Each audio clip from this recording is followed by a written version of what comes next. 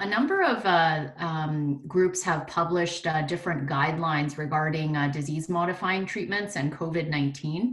And the National MS Society is one organization that has published really kind of clear and easy to follow guidelines, and many other organizations around the world have published guidelines that are very similar to the NMSS.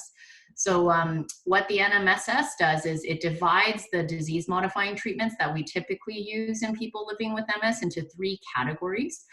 These are immunomodulators that generally do not suppress the immune system, and the medications that fall into that category are the interferon beta agents, as well as glatiramer acetate, as well as natalizumab. And this is because natalizumab blocks trafficking of lymphocytes into the central nervous system, so technically does not reduce peripheral immunity, which is thought to be important in preventing COVID-related, preventing the acquisition of COVID.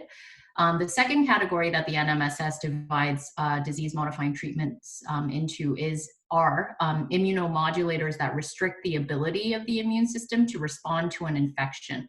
And many of the MS disease-modifying treatments fall into this category, and they include the oral therapies like dimethyl fumarate and variations of dimethyl fumarate, fingolimod, siponimod, as well as teriflunomide.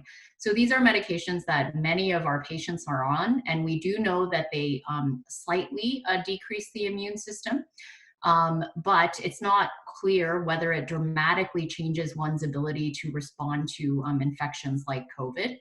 And then finally, the last category is immune suppressants that deplete lymphocytes. And the medications that fall into this category are alemtuzumab, cladribine, mitoxantrone, as well as ocrelizumab, and in some places that use it, rituximab.